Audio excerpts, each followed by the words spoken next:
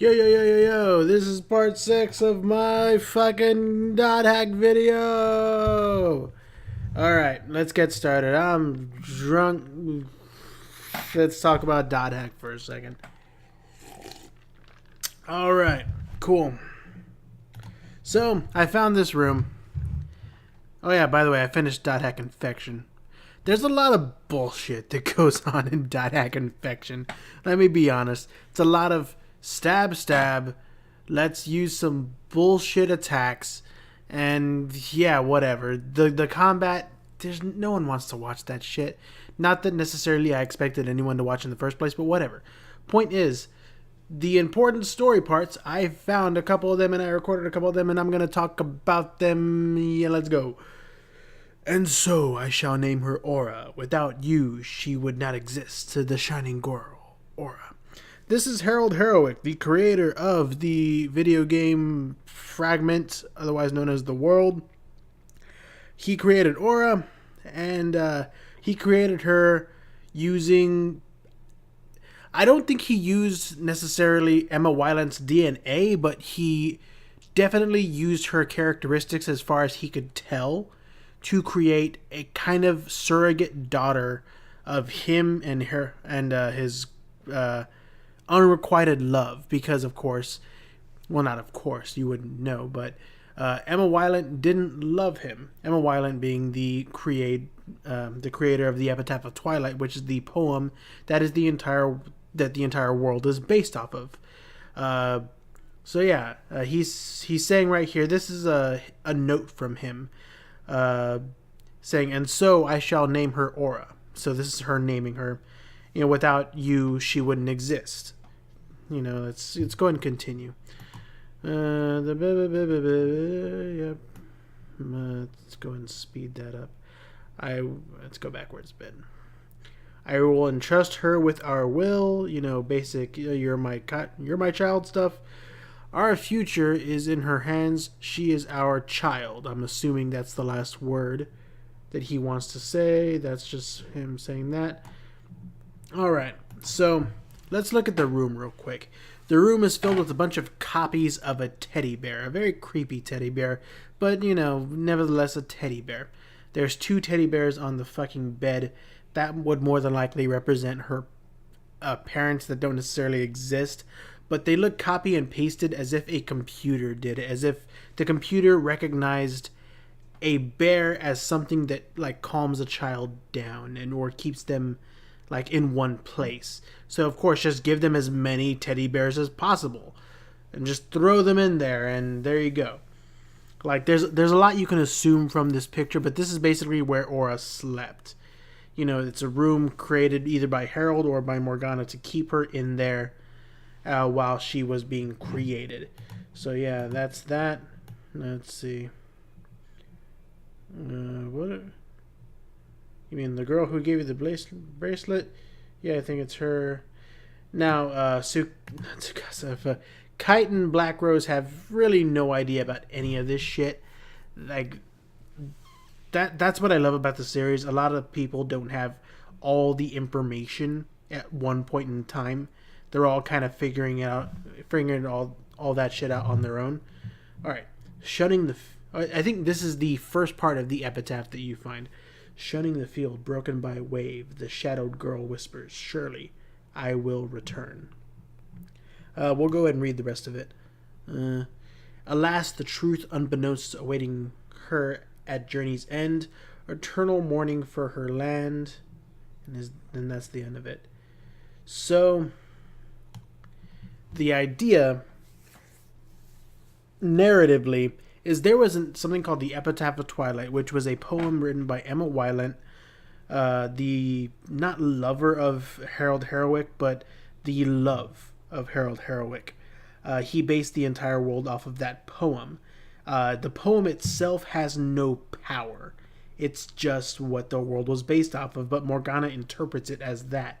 It's also as a writing device. It is kind of foretelling what Aura's going through.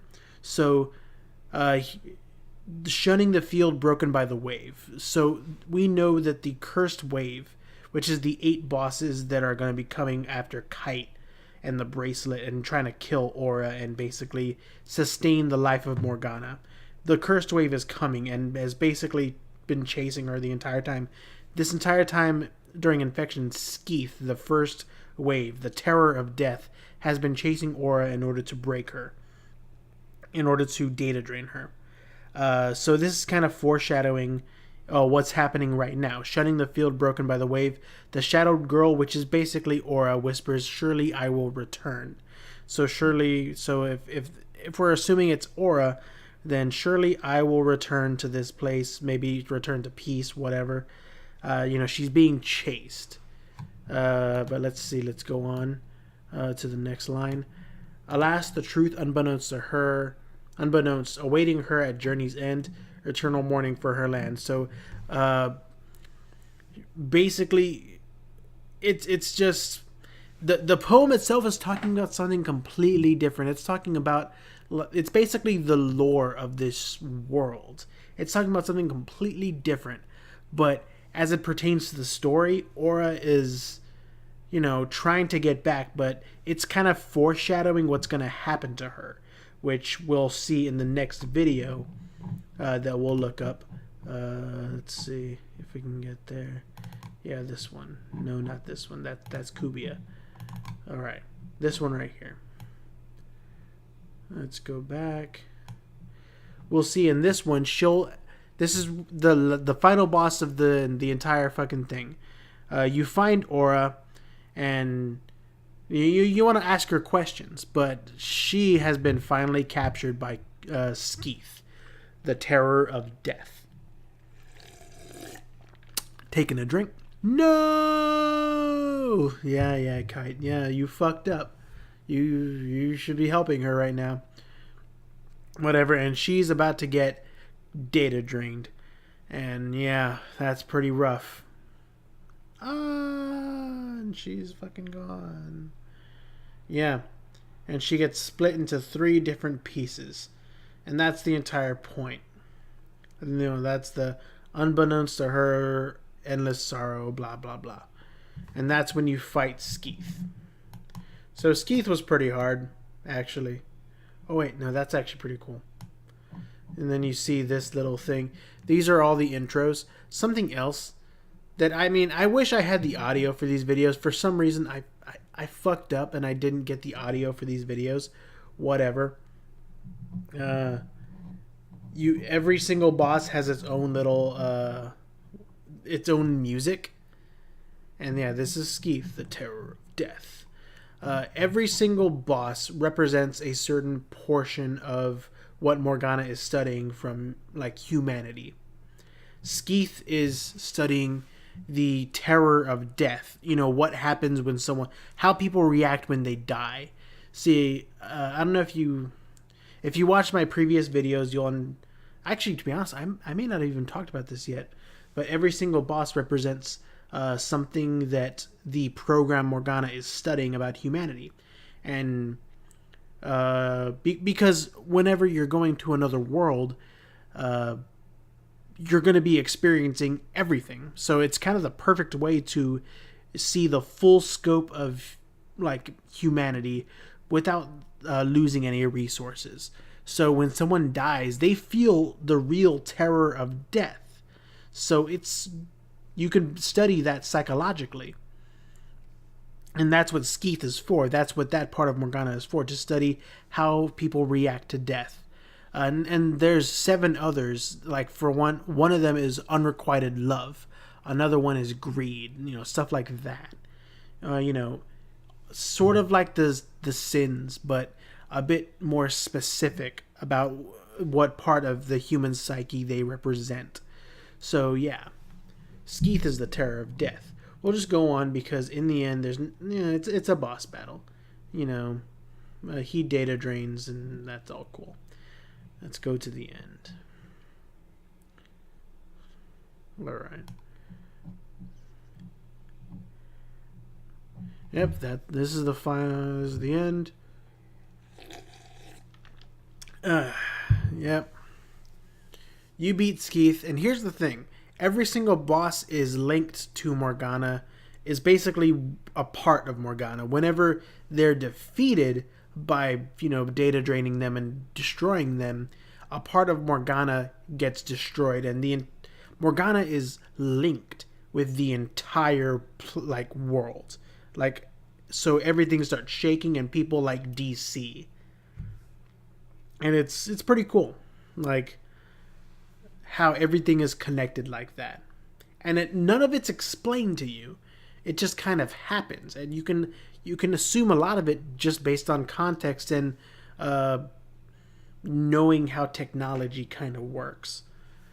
Everything that happens in Dot Hack, besides maybe Tsukasa being data drained and being linked somehow, can be explained. That's really the only thing that's kind of supernatural. Everything else has its own explanation. So this is a big part of the story where you just data drain Skeeth. And this is where we find a big boss that will basically show up in every other game as far as I know. Alright. Yep. And he's a scary boss too. His name is Kubia. Now, the Wikipedia says, and I generally know as well, Kubia is the dark side of the bracelet. To make it more specific, the bracelet is an anomaly in the world, and there's actually a failsafe for that, in the coding itself, not even controlled by Morgana.